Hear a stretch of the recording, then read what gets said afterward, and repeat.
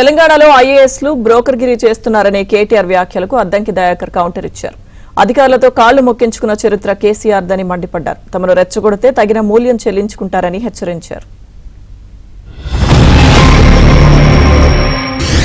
ఇంకా దరిద్రం ఏంటంటే కొంతమంది ఐఏఎస్ అధికారులు, నేను ఈ మాట అంటే బాధపడుతుండొచ్చు కానీ అనక తప్పడం లేదు.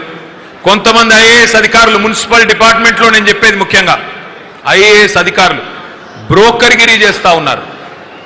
వాళ్ళ దగ్గరికి పోయి బిల్డర్లు పోయి అడిగితే, అయ్యా మా ఆక్యుపెన్సీ సర్టిఫికెట్ అంటే ఫలానా ఏవీ రెడ్డిని కలువు, అయ్యా మా బిల్డింగ్ పర్మిషన్ ఏది అంటే ఉదయ సింహాన్ని కలిసి క్లియరెన్స్ తీసుకొని రా, అట్లయితేనే ఇస్తా.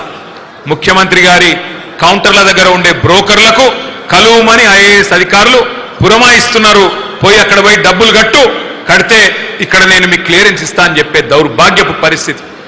రాజకీయాల కోసం మీరు ప్రజల్ని ఈరోజు ఏ విధంగా రెచ్చగొడుతున్నారు చూడండి. గల్లా పట్టుకోమని చెప్తున్నారు. కాంగ్రెస్ పార్టీ కాళ్ళు మొక్కుడు కాదు, గల్లా పట్టుకోమంటుడు. కాంగ్రెస్ పార్టీ కాళ్ళు మొక్కమని ఎప్పుడు కాంగ్రెస్ పార్టీ అన్నారు. కాంగ్రెస్ పార్టీ ప్రజల కడుపు చూస్తుంది, కాళ్ళు మొక్కుతుంది. మీరు కాళ్ళు మొక్కించుకుని ఐఏఎస్లను కాళ్ళు మొక్కించుకున్న కల్చర్ మీది. అధికారులను కాళ్ళు మొప్పించు అందరినీ కూడా ఇంటికి రప్పించుకొని దొరగాక జీతగాని పిలిచినట్టు చేసుకున్నది మీది. కాంగ్రెస్ ప్రజల వద్దకు పోద్ది, ప్రజల యొక్క కాళ్ళు మొక్కైనా సరే ఈ రోజు వాళ్ళని మెప్పించగల పార్టీ కాంగ్రెస్ పార్టీ చరిత్ర నుంచి.